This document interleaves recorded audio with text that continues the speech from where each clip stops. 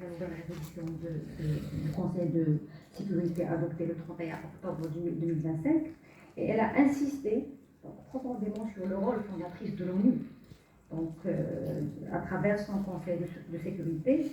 Également, il a essayé de clarifier la réalité des positions des membres du Conseil de sécurité, notamment l'Algérie, en tant que membre non permanent au sein de ce Conseil, donc, et bien sûr qui n'a pas assisté au vote, donc, pour des raisons donc, qui sont connues.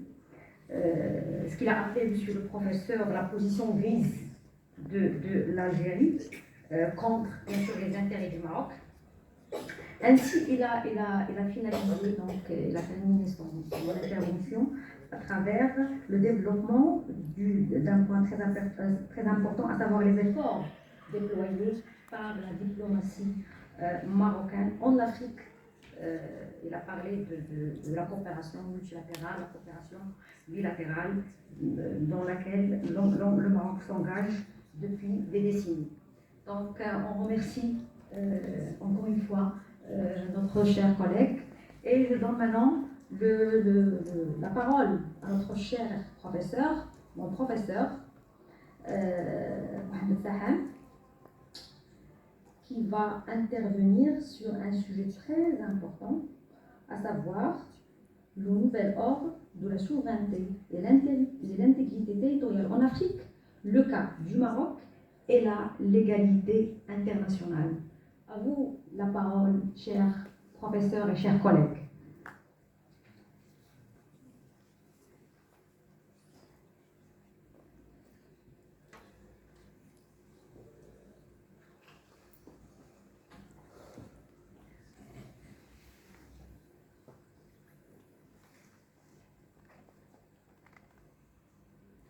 Bismillahirrahmanirrahim.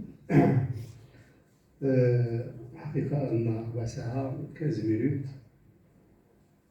est un temps insuffisant pour dire le maximum de choses. Et donc, je vais faire le maximum pour donner le minimum concernant donc mon intervention sur le nouvel ordre de la souveraineté dans les pays africains, et dont le moteur de ce nouvel ordre est notre pays, le Royaume du Maroc, qui a défendu donc cette tendance vers le renforcement de la souveraineté des États africains depuis très longtemps. Ça ne date pas d'aujourd'hui, ni des années 80, ni des années 70, mais depuis la fin des années 50, juste après l'indépendance du Maroc. Sachant pertinemment que feu Sa Majesté le roi Mohamed Khamis, qui était l'un des leaders africains concernant la coopération à l'intérieur du continent africain, et aussi dans le cadre de la coopération de ce qu'on a appelé à l'époque, à la fin des années 50, la coopération afro-asiatique, ou le Ta'aoun al-Afriqi al-Asiawi, dans le cadre évidemment de l'année 1955, à travers la conférence de Bandung, مؤتمر بندونج الذي كان شارة كبيرة تاريخية لحركة التحرير الوطنية في الدول الإفريقية, الدول العربية وكذلك الدول الآسيوية. Donc la tradition marocaine, elle est ancestrale, elle date de très longtemps, concernant la défense d'abord de l'indépendance et de la souveraineté des États, je dis bien des États, c'est-à-dire toutes les composantes qu'on enseigne nos étudiants au droit international, le territoire, la population et le pouvoir politique. Alors, concernant notre intégrité territoriale de notre pays, le territoire marocain, dont le Sahara, était toujours dans le cadre de l'allégeance des tribus du Sahara, était rattaché au Maroc. Et alors, j'ai une petite nouvelle à vous raconter, que j'ai vécue personnellement quand j'étais étudiant en France, sous la direction du grand professeur Mohamed Bennouna, ancien doyen de la fac de droit de Bagdad, et ancien juge de la Cour internationale de justice, et ancien représentant permanent du Maroc aux Nations Unies. Et j'avais soutenu un mémoire de DEA, diplôme d'études approfondies, sur la question du consensus dans le système des Nations Unies. Et j'avais la chance d'avoir dans mon jury un haut fonctionnaire international qui s'appelle Liu Fuqin, un Américain d'origine chinoise, et qui était le sous-secrétaire général des Nations Unies aux affaires politiques. En 1982, ça coïncidait avec, évidemment, l'émergence d'un non-État, à savoir le Polisario, qui était accepté dans le cadre de l'OUA. Et on me disait à l'époque, ce Liu Fuqin, qu'il s'agissait donc d'une question vraiment qui était illégale, faussaire. Et il s'agit également d'un hold-up sur le plan juridique, sur le plan politique, d'où le Maroc, quand il a quitté l'OUA, Sa Majesté le roi des femmes, Hassan Thani, il a envoyé son conseiller politique à l'époque. Il avait dit une phrase très importante. Le Maroc va quitter évidemment l'organisation de l'unité africaine, mais le Maroc restera africain. Il restera toujours africain parce qu'il était membre fondateur de l'organisation de l'unité africaine et qui a défendu l'unité africaine, qui a défendu la souveraineté des États africains. Et il ne peut jamais être quelqu'un, ou bien un État, qui va défendre un faussaire qui est le secrétaire général de l'organisation de l'unité africaine à l'époque, qui s'appelait le Togolais Idem Kodjo. Et ce Idem Kodjo, pour ramener la réalité de la chose, c'est qu'il était évidemment avec les Algériens, avec des rapports donc un peu douteux, et qui étaient à l'extérieur, évidemment, de la fonctionnalité et de la fonction de ce secrétaire général de l'organisation de l'unité africaine. Et finalement, donc, la création d'un mouvement qui n'est pas un mouvement en réalité, parce qu'aujourd'hui, ceux qui se trouvent dans le Sahara, ce sont des séquestrés. Et je pense personnellement, et on le partage en tant qu'idée aujourd'hui, c'est que si on demande à nos compatriotes séquestrés dans le Sahara de rentrer, ils rentreront facilement. Évidemment, des conditions aujourd'hui avec la résolution prise par le Conseil de sécurité, il faut faire évidemment la part des choses concernant sur le plan technique et sur le plan politique. Mais j'ai également un certain nombre de propositions. J'ai oublié de remercier évidemment sincèrement le comité qui a organisé CBS et Mme Chouki Myriam et le directeur donc, du laboratoire et aussi la faculté. Je vous remercie infiniment de m'avoir invité et de participer donc dans l'histoire de Dati, parce qu'aujourd'hui on est aujourd'hui en 2025, mais on ne construit pas pour 2025. On ne construit pas pour 10 ans, 20 ans. On construit pour l'avenir. Et alors, il y avait des propositions qui ont été avancées tout à l'heure concernant le rôle de l'université dans l'édification, dans la promotion et l'affirmation et la confirmation de l'autonomie proposée par le Maroc et qui aujourd'hui est une solution acceptée par tout le monde. Pour quelle raison? Les professeurs qui m'ont devancé dans leur intervention, ils ont parlé de beaucoup de choses, des facteurs et des acteurs. Alors, les facteurs déterminants aujourd'hui, le Maroc était toujours une terre d'accueil, le Maroc était toujours une terre de paix. Et la paix est la considération fondamentale aujourd'hui dont on a besoin, non seulement pour notre région maghrébine, mais pour tout le continent africain. Et surtout aujourd'hui, dans l'affirmation de ce que j'appelle le nouvel ordre de la souveraineté de tous les pays, de tous les pays donc africains, sur la base de la recherche de paix, sachant pertinemment que la dimension historique est fondamentale. Malheureusement, dans toutes les facultés de droit et de sciences économiques, la dimension historique il est quasi absente dans l'enseignement du droit, de la sociologie, de la politique, etc. Et même dans les relations internationales. Pourquoi? Parce qu'évidemment, la dimension historique nous rappelle des mémoires, nous rappelle évidemment la teneur exacte de notre identité, même si, évidemment, cette identité il a été malmenée par la période coloniale. Et on sait très bien que les conflits territoriaux, ils sont à l'origine, évidemment, de la colonisation. Mais comment dépasser cette période de la colonisation et l'héritage colonial, évidemment, par la recherche de paix, la recherche, évidemment, de solutions, évidemment, qui vont dans le sens du développement économique et social, du développement, donc, tout azimut, pour, évidemment, enraciner donc, le rôle de l'individu, le rôle de la collectivité, de tous les États africains, les États, donc, les États arabes, etc. D'où, dans ce nouvel ordre de la souveraineté, pour les pays africains, pour les pays arabes, il y a aussi donc la dimension de la coopération sud-sud. Ce n'est pas une panacée, la coopération sud-sud. Ce n'est pas la négation de la coopération entre le nord et le sud. Mais évidemment, c'est une évolution qui doit être renforcée par la coopération en matière économique et en matière de recherche de paix dans le cadre des régions. Et je pense que, personnellement, cette dimension doit être renforcée de la coopération sud-sud, même si, dans la coopération sud, il y a des niveaux de développement économique. Ça ne doit pas être, évidemment, à mon avis, une inquiétude, ou bien un problème qui va se poser devant donc, les initiatives. Même si, aujourd'hui, on sait très bien que quelques pays africains connaissent des difficultés concernant leur souveraineté, concernant la démocratie, les droits de l'homme, etc.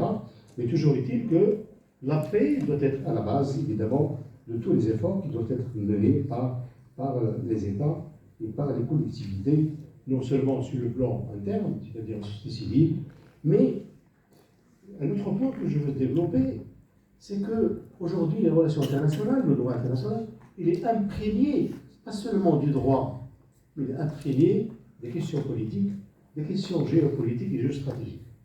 Et alors, si on analyse donc de manière un peu approfondie, en tant qu'internationaliste, le droit international, la position des grands pays qui ont le droit de veto, notamment les États-Unis, la France, l'Angleterre,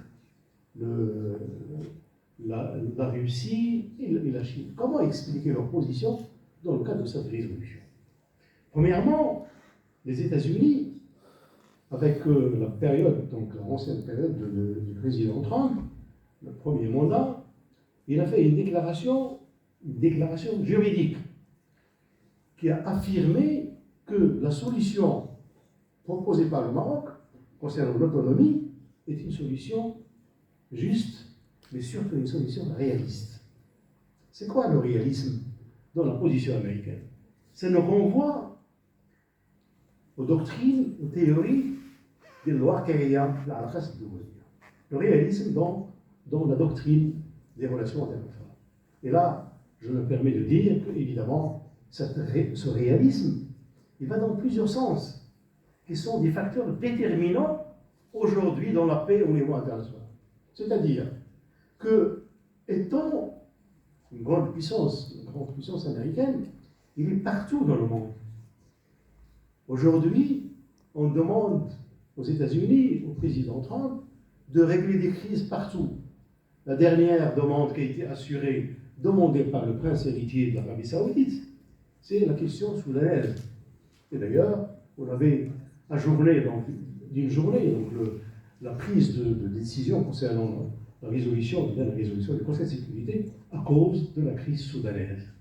Tout le monde demande, évidemment, aux Américains d'intervenir. Mais quel est l'intérêt? On a parlé tout à l'heure, les collègues ont parlé évidemment de la gestion géopolitique et géostratégique. Quel est l'intérêt des États-Unis pour accepter évidemment et pour dire dans une déclaration officielle sur le droit américain d'accepter le projet de l'autonomie du Sahara dans le cadre de la souveraineté du Maroc?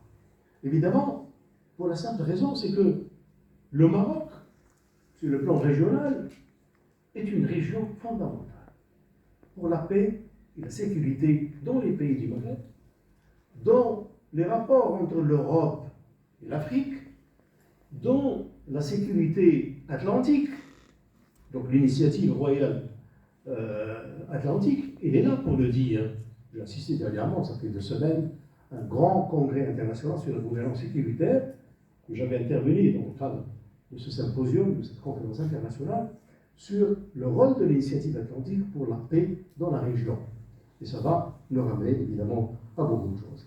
Et donc finalement, l'intérêt des grandes puissances, c'est évidemment le maintien de la paix et de la sécurité, en conformité avec la Charte des Nations Unies, en conformité avec les principes et les objectifs de la Charte depuis 1947 jusqu'à aujourd'hui.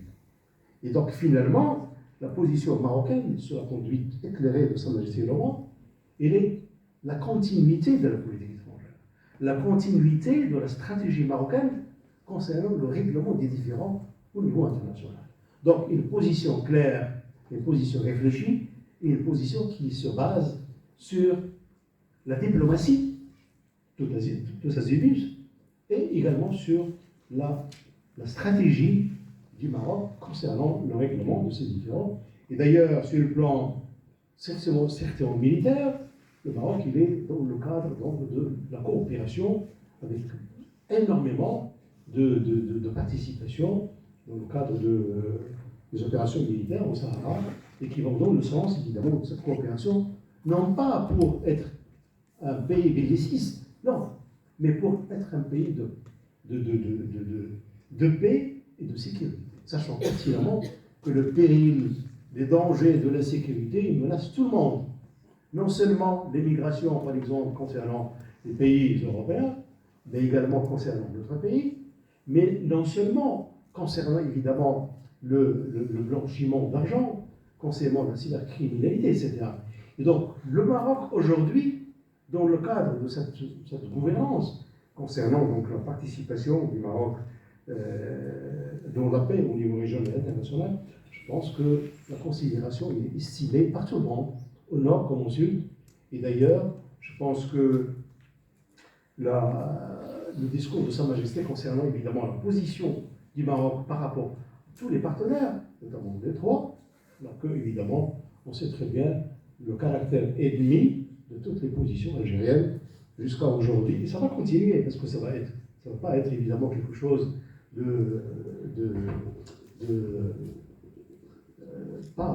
va pas durer, mais ça va durer. Et je pense que les négociations futures seront très difficiles.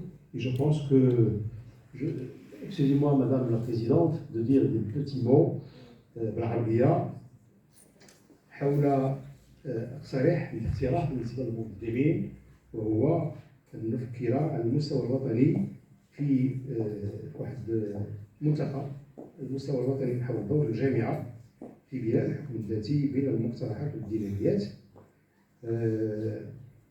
ممكن يكون واحد التوافق مثلا بين كل الجامعات المغربية، لما لا باش يكون واحد الموقف أو مواقف وتعبير حول دور الجامعة، ماشي مثلا كل الكليات ديال بحال على المستوى الوطني. ثم كذلك واحد الاقتراح آخر، وهو أنه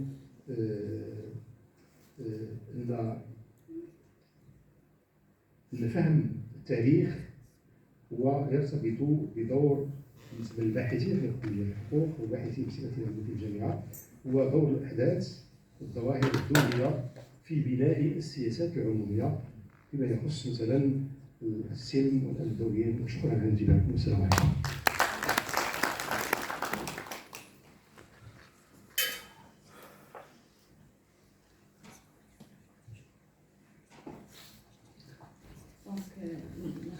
Merci Monsieur le Professeur pour cette intervention qui était trop riche et bien articulée.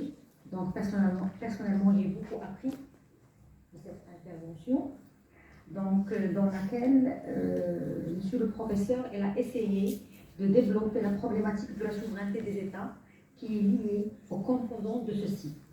Donc, dans l'ancien ordre international Nord-Sud, celui-ci est caractérisé par des relations de puissance héritiers de la période coloniale. Donc, des relations, il a parlé de relations déséquilibrée et où la souveraineté des pays du Sud était limitée. Donc il a également dit qu'en Afrique, les problèmes territoriaux sont liés à l'histoire coloniale, comme c'est le cas de notre pays. Donc c'est la cause primordiale de ce conflit. Il est fondé sur cette difficulté de colonisation. Ainsi, il a comblé son intervention en disant que le Maroc, maintenant, dans cette époque, dans cette conjoncture, constitue le jalon d'une nouvelle revendication de l'ordre, de la souveraineté et de l'intégrité territoriale. Donc, il s'agit, grosso modo, d'une légalité internationale exprimée par la résolution 2797 du Conseil de sécurité. Maintenant, on va passer. سوف ننتقل للمداخلة ما قبل الأخيرة والتي سوف يتقدم بها الأستاذ الفاضل أستاذ رضا حموس أستاذ بكلية العلوم القانونية والاقتصادية والاجتماعية بالسويسي والتي سوف يكون عنوانها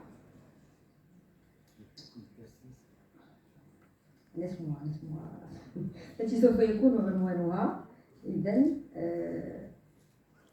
الحكم الذاتي كحل لمسار التسوية. إذن يتفضل الأستاذ مشكورا لإلقاء مداخلته.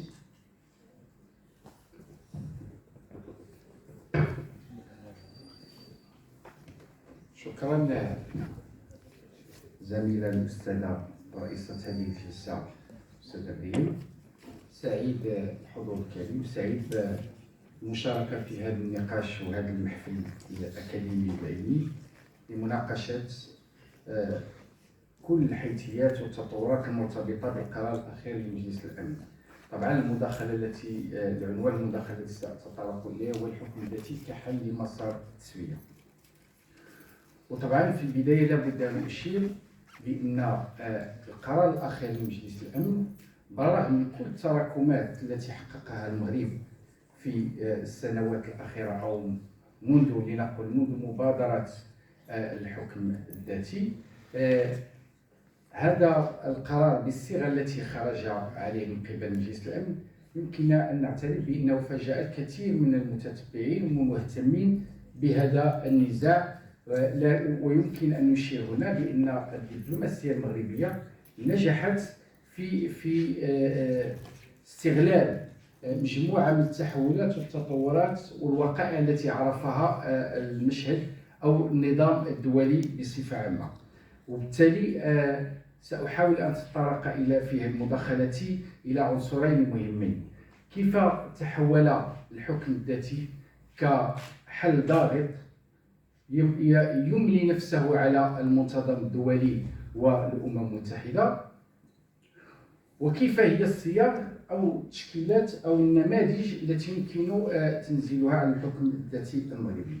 طبعا الحكم الذاتي أصبح فرض نفسه واقعا على الأمم المتحدة والمجتمع الدولي نتيجة لمجموعة من المتغيرات التي شهدها النظام الدولي والسياسي وحتى الأممي.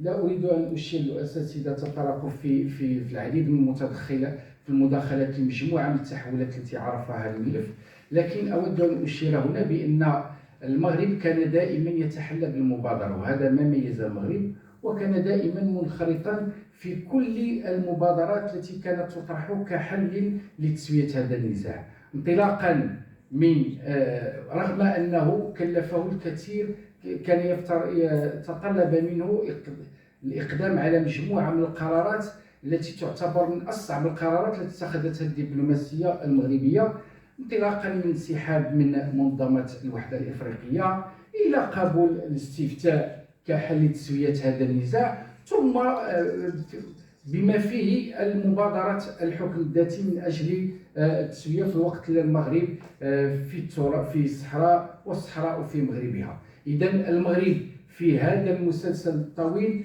كان تعرض إلى مجموعة من المؤثرات التي كانت في مرحلة معينة ضده، واليوم ننوه ونشجع أنه المغرب نجح في استثمار العديد من المتغيرات.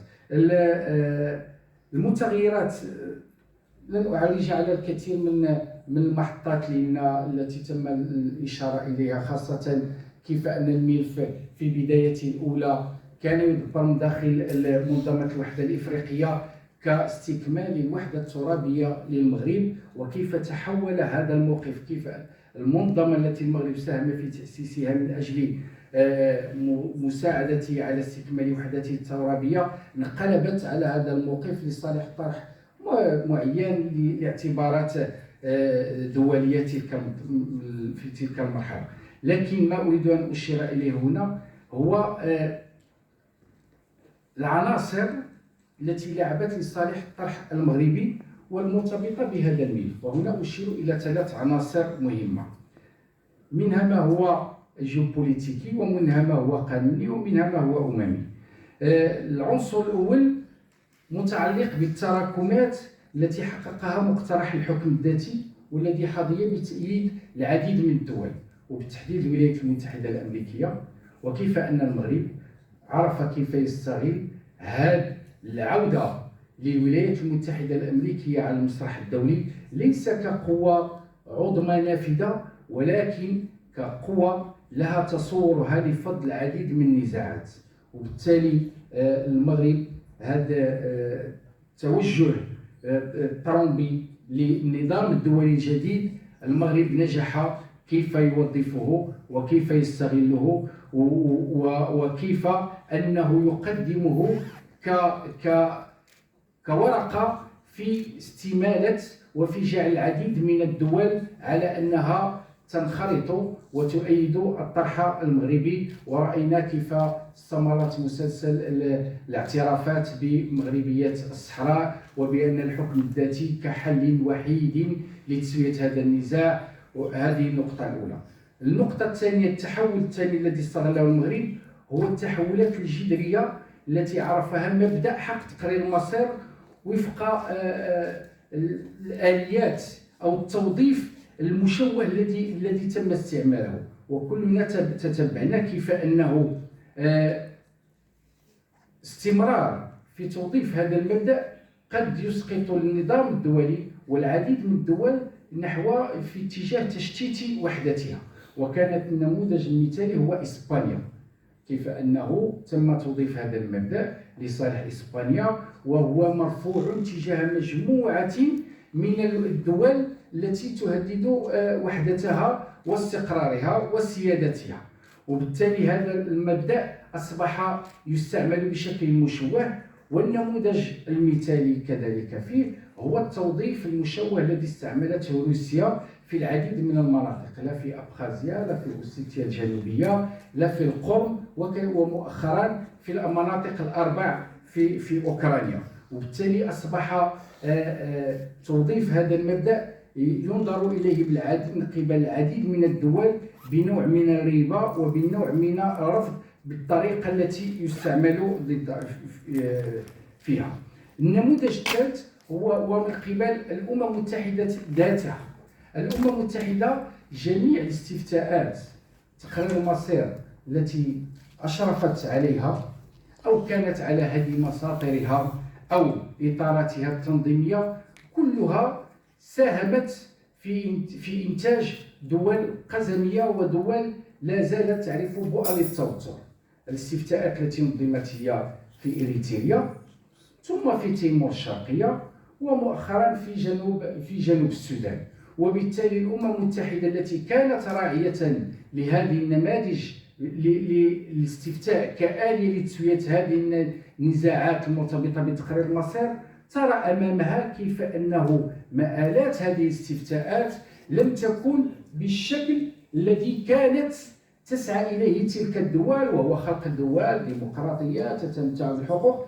بل بالعكس، كنا إزاء نماذج لدول يمكن أن نتجرأ ونقول بأن نماذج لدول فاشلة، وأن الأمم المتحدة قامت بخطوة نحو المجهول في هذا النموذج.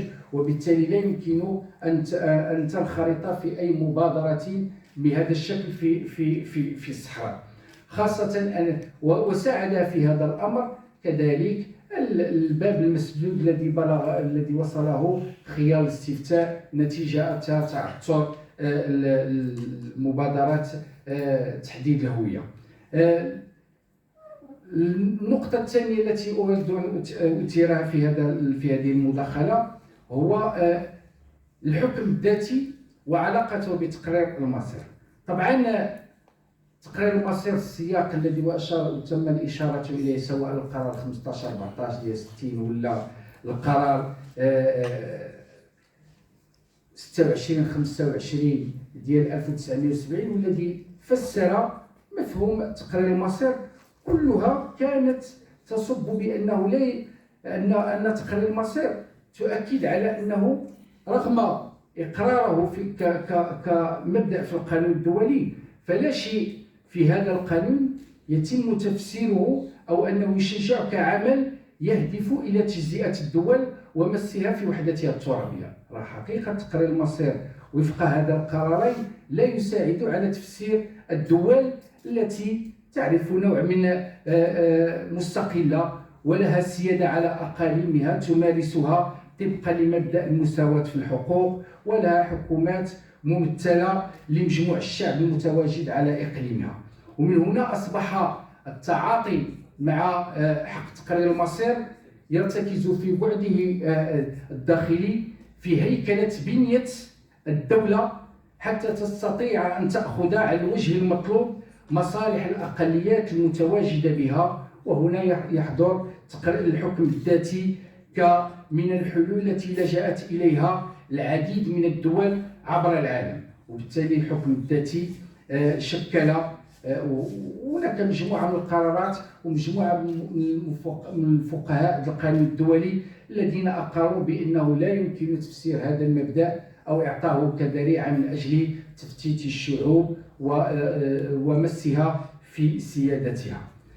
طبعا الحكم الذاتي اليوم الذي أصبح فرض نفسه كحل لهذه المرحلة يطرح العديد من الإشكاليات. طبعا بالنسبة لنا كمختصين في القانون الدولي يصعب علينا إعطاء واحد المفهوم نظري لهذا المفهوم، حيث غلب على وجوده في إطار القانون الدولي الطابع الانتقالي والإشكالي، كما أن دلالته تختلف من سياق إلى آخر وفق الظروف والملابسات والأهداف التي قد تكون مضمرة وقد تكون معلنة، وكذلك علاقة القوى التي يطرح لصياغتها.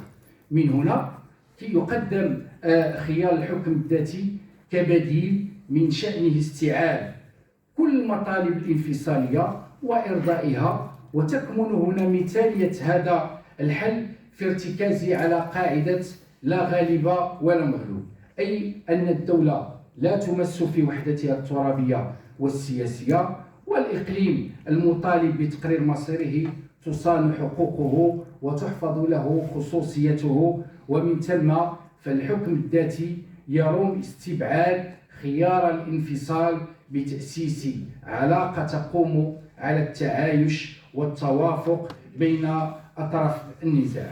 طبعا اللجوء إلى الحكم الذاتي يكون بخلفية احتواء المشاكل داخل إقليم الدولة، لكن ليس لنا نموذجا أو تشكيلة معينة يمكن الاهتداء إليها، لكن الممارسة لهذا الحل تبدو لنا 4 أو 3 نماذج بارزة من خلال التجارب الدولية. طبعا التشكيلة الأولى تكون محض ضمنية، تكون تشكيلة داخلية أو يكون نموذج داخلي تلجأ إليه الدولة من أجل تدبير الاختلاف فيما بينها، ويكون هو واحد النموذج حلا استباقي يهدف إلى السماح للخصوصيات للتعبير عن نفسها في إطار دولة موحدة. وهذا هو النموذج الذي اليوم يحضر في فرنسا وفي إسبانيا وفي ألمانيا وفي العديد من الدول، يعني نتيجة بإرادة داخلية وبدون تدخل خارجي. النموذج الثاني يكون نتيجة لتطلع استقلالي يتم قمعه بشراسة، وهنا النموذج ديال كوسوفو.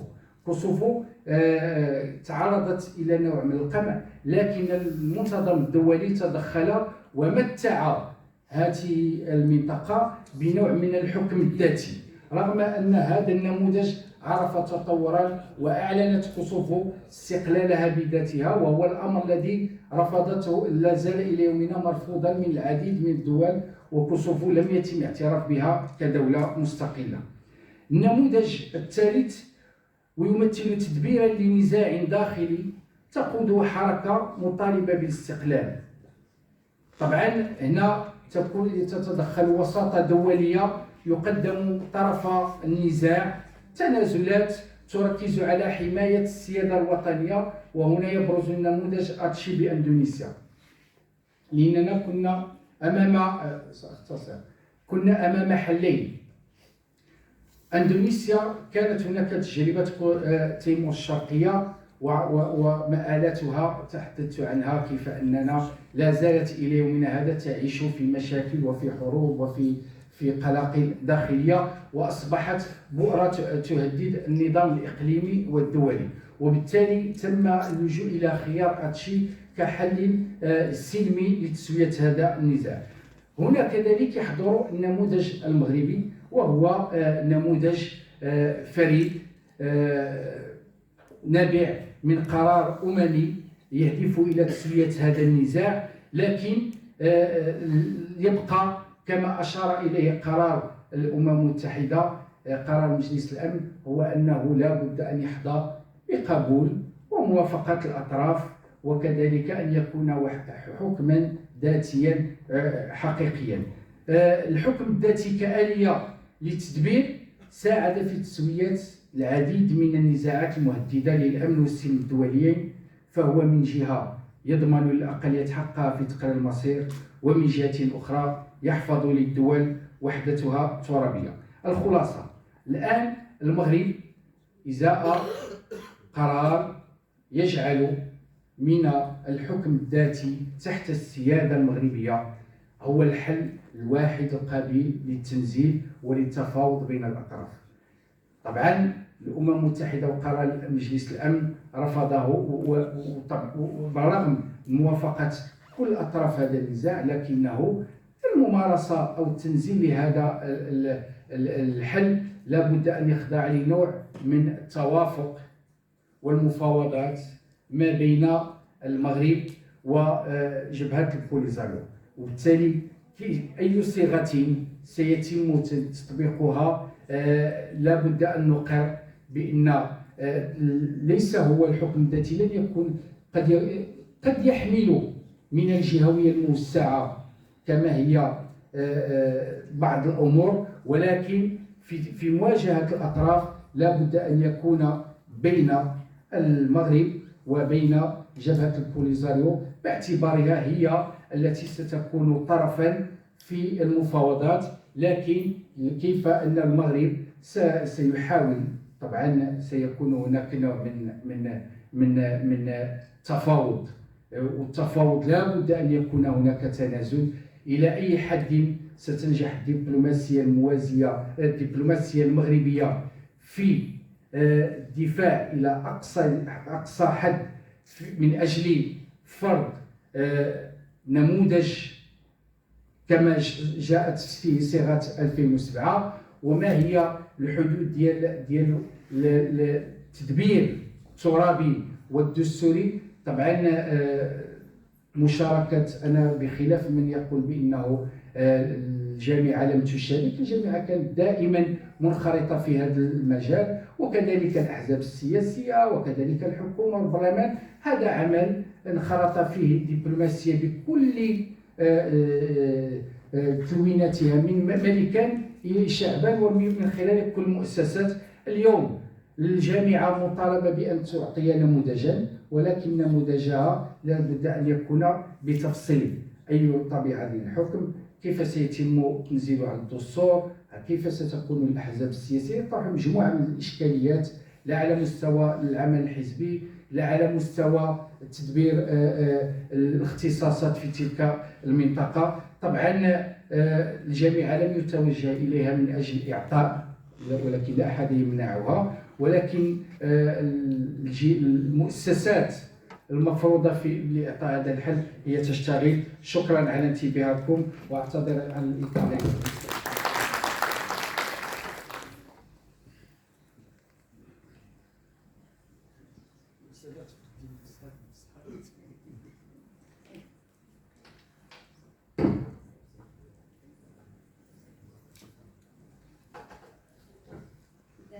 نشكر الأستاذ رضا حموز على مداخلته الدسمة والتي كانت بعنوان الذاتي كحل أو كتسوية وحل.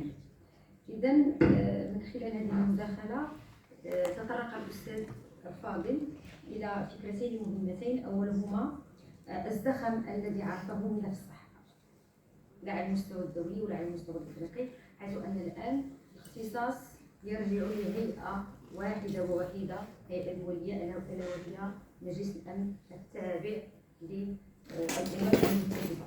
كذلك تطرق الأستاذ الفاضل للنماذج الدولية التي يمكن محاكاتها من أجل تنزيل المشروع الذي تقدم به المغرب، مشروع الحكم الذاتي. تكلم عن مجموعة من النماذج، النموذج الفرنسي عن طريق ما يسمى بالجهوية الإدارية، النموذج الإسباني والجهوية السياسية، النموذج الألماني أو ما يسمى بالجهوية الوظيفية لا ريجوناليزاسيون فونكسيونيل، وأعلى يعني ما يمكن أن نسميه كأعلى درجة من يعني تفويض السلطات أو تقاسم ماشي السلطات عفوا الاختصاصات، تقاسم الاختصاصات بين الدولة وبين الوحدات الترابية، ألا هو النموذج الفيدرالي السيستم فيدرالي. وتساءل عن أي نموذج يمكن محاكاته، وهل يمكن للمغرب أن عن طريق هذه النماذج الكثيرة أن يتبنى نموذج خاص به يراعي فيه يعني مجموعة من الخصوصيات الجغرافية والسياسية القبلية الاقتصادية والاجتماعية إلى ذلك، وذلك من أجل احتواء المشاكل كما ذكر الأستاذ والصعوبات وفق مقاربة توافقية داخل السيادة الوطنية والوحدة الترابية المغربية. إذا نتوجه بالشكر مرة أخرى للأستاذ حموز على هذه المداخلة، ونختتم هذه الندوة بمداخلتي التي سوف تكون الأخيرة والتي سوف تحمل عنوان la résolution 2797 du Conseil de sécurité et la confirmation internationale de la souveraineté marocaine sur le Sahara. Donc c'est une intervention donc باللغة الفرنسية. Je ne vais pas être lourde, donc je suis la dernière et je vais être un petit peu légère, donc je vais essayer de résumer le maximum mon intervention, être précise et claire. Donc, comme vous savez, le Conseil de sécurité des Nations Unies a adopté le vendredi 31 octobre 2025 une nouvelle résolution sur le Sahara marocain en confirmant son soutien à l'initiative royale marocaine d'autonomie présentée depuis le 11 avril 2007. Donc cette résolution est très importante dans la mesure où, premièrement, elle consacre le projet marocain comme la solution réaliste, juste, durable et unique pour mettre fin à un différend qui a trop duré à cause de l'intervention algérienne qui parraine l'instabilité et qui parraine le conflit contre l'intégrité et la souveraineté marocaine.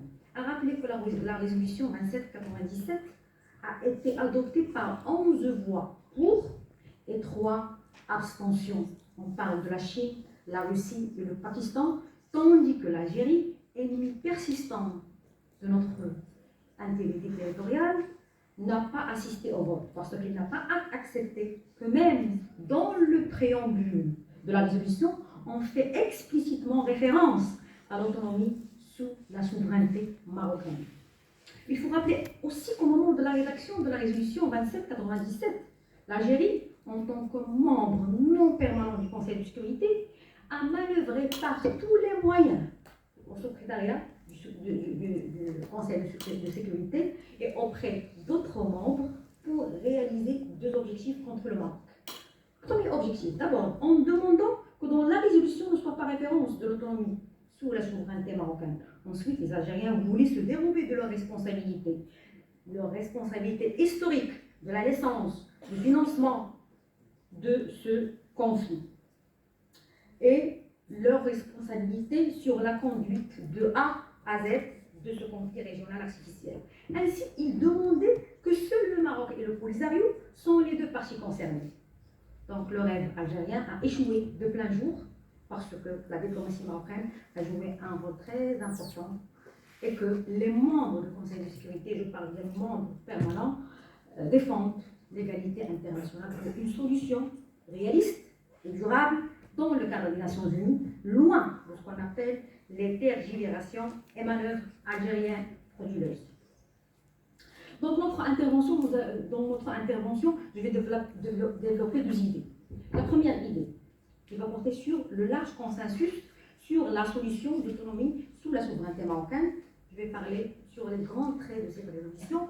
Et deuxièmement, je vais essayer de tirer quelques leçons pour promouvoir et confirmer la souveraineté historique des États et des États sur leur territoire, y compris le Maroc dans notre cas. Donc d'abord, il est évident et sans doute d'évoquer à cet égard que le point socle de mon intervention, en tant qu'internationaliste, qu'il s'agit d'une problématique très importante, à savoir les rapports entre les États et les organisations internationales. Donc cette relation dialectique de ces 2 acteurs au niveau de relations internationales.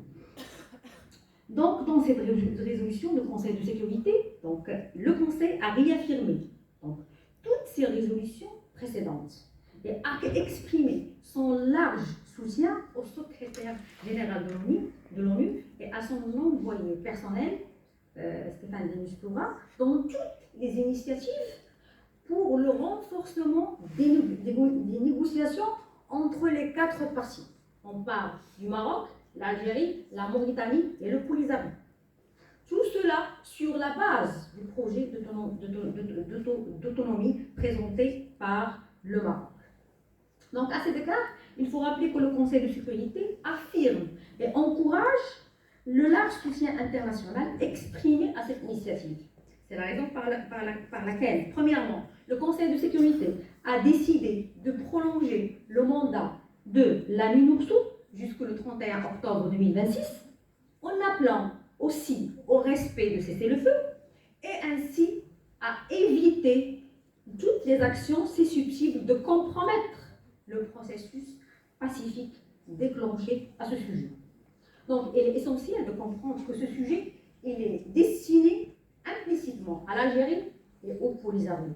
Premièrement, parce que pour la première fois, cette résolution 2797 est suite au soutien international et elle invite les États membres du Conseil de sécurité à soutenir les négociations entre les 4 parties. Dans ce même ordre d'idée, le Conseil de sécurité a appuyé favorablement l'initiative des États-Unis pour accueillir les prochaines réunions sur le dialogue d'autonomie. En ce qui concerne les Marocains séquestrés de Tindouf, le Conseil de sécurité a exprimé sa vive préoccupation par le manque de financement, en appelant aussi sur leur enregistrement et sur leur aide humanitaire. En réalité, l'Algérie a toujours refusé le processus de recensement des Sahraouis. Et de plus, les critiques affluent sur les détournements à des fins commerciales d'enrichissement, c'est une réalité qui est mentionnée dans la plupart des rapports des organisations internationales. Et comme toujours, à la fin des résolutions du Conseil de sécurité, le secrétaire général des Nations Unies est chargé de présenter dans 6 mois, c'est-à-dire en avril 2026, une évaluation stratégique de la MINURSO et reste bien sûr toujours saisi de la question. Il faut relever que la poursuite de consultation des parties concernées vise à consolider les progrès accomplis, notamment à prévenir et s'engager pour une solution politique juste, durable et mutuellement acceptable et fondée sur le compromis conformément aux principes et objectifs insérés dans la Charte des Nations Unies, y compris le principe d'autodétermination présenté par le Maroc sous forme du plan d'autonomie, tout en reconnaissant le rôle et les responsabilités des parties. Donc il faut souligner que cela figure au chapitre 1er de la Charte des Nations Unies, qui est intitulé Buts et principes, composé de 2 articles, l'article 1er et l'article 2. Donc ce chapitre intègre de manière importante les principes du droit international et les acteurs principaux, qui sont les États et leur souveraineté et intégrité territoriale. Donc après avoir vu et parcouru les grands traits de la résolution 2797 du Conseil de sécurité et l'implication fondatrice de l'ONU donc pour régler pacifiquement le conflit du Sahara, il est opportun de faire une petite lecture croisée des leçons à tirer concernant la souveraineté et l'intégrité de notre Sahara marocain. Donc la première leçon, c'est la leçon qui est soulignée par la résolution, donc, qui est basée sur l'insistance et la nécessité pour les parties concernées de régler le différend dans l'urgence et avec le soutien des membres dans cette direction, c'est-à-dire la direction de l'initiative marocaine d'autonomie. Donc cette solution est confortée comme la solution la plus réaliste et applicable. Deuxième leçon, c'est l'appui des grandes puissances. On parle des membres du Conseil de sécurité, les membres permanents, qui constituent l'apanage de règlements pacifiques du différend durable. Donc un appui qui était au profit des parties concernées, ainsi au profit de la région arabe, la région maghrébine, et ainsi en Afrique, où un ordre de la souveraineté s'installe, comme il a dit monsieur le professeur, s'installe donc au-delà des drames et des conflits héritiers par la colonisation. La troisième leçon, la résolution évoque une opportunité historique à saisir par les parties pour une paix durable sur la base d'une participation pleine et sincère aux négociations. Ainsi, toutes les propositions, les idées pour soutenir une solution finale acceptée dans le cadre de l'autonomie sous la souveraineté marocaine. Donc, il est important donc, également de rappeler que la question de l'intégrité territoriale marocaine est historiquement reconnue donc, par beaucoup d'historiens. Et à cet égard, on va parler de la dernière reconnaissance dans ce sens, c'est la reconnaissance de Sansal Bouhelane. Voilà, Sansal Bouhelane, le franco-algérien, qui était prisonnier et libéré pour avoir dit que la souveraineté marocaine s'étend à partir du territoire algérien et il a été condamné pour atteinte à l'unité nationale algérienne. Cinquième leçon, c'est le dernier, donc au-delà de toutes ces considérations, une lecture juridique nous permet de dire que la cause de la souveraineté marocaine sur le Sahara est un socle premièrement constitutionnel et un enjeu territorial. Parce que depuis l'adoption de la Constitution de 2011, donc la régionalisation avancée, c'est la base de l'identité territoriale marocaine, la base de la gouvernance territoriale marocaine. Donc l'autonomie des provinces du Sud s'est progressivement bâtie à tous les niveaux. Région de Lyon, Safia al-Hamra, Dakhla Wad Tahab, Goulmi Wad Noun, ainsi que tous les projets structurants, soit au niveau interne ou bien au niveau international. Cela dénote de cette dynamique de l'autonomie autour de laquelle des projets nationaux et internationaux constituent une crédibilité du projet marocain consacré par la dernière résolution du Conseil de sécurité. Tout cela est conforté et renforcé aujourd'hui par une coopération sud-sud et une coopération multilatérale internationale. Je conclue mon intervention. Globalement, il faut souligner que la dernière résolution 2797 du Conseil de sécurité, en consacrant le plan d'autonomie marocain sur le Sahara, a affirmé donc, et confirmé un des piliers du droit international, à savoir le principe de la souveraineté territoriale des États membres des Nations Unies. Deuxièmement, cette même résolution confirme la position marocaine constante de l'attachement au règlement de différends de manière pacifique Telle était la démarche marocaine, maghrébine et africaine. Enfin, le développement socio-économique des provinces du Sud ont plusieurs décennies connu un énorme élargissement de leurs compétences et une sorte d'autogestion qui conforte le processus d'autonomie. À ne pas oublier aussi aujourd'hui que la Pax Americana, c'est-à-dire la paix américaine, est la tendance géopolitique et géostratégique de gestion des conflits dans le monde. Je vous remercie pour votre attention. وإلى هنا تنتهي ندوتنا اليوم. نشكركم على تواجدكم معنا إلى آخر نفس وإلى ملتقى آخر بإذن الله. شكرا للجميع.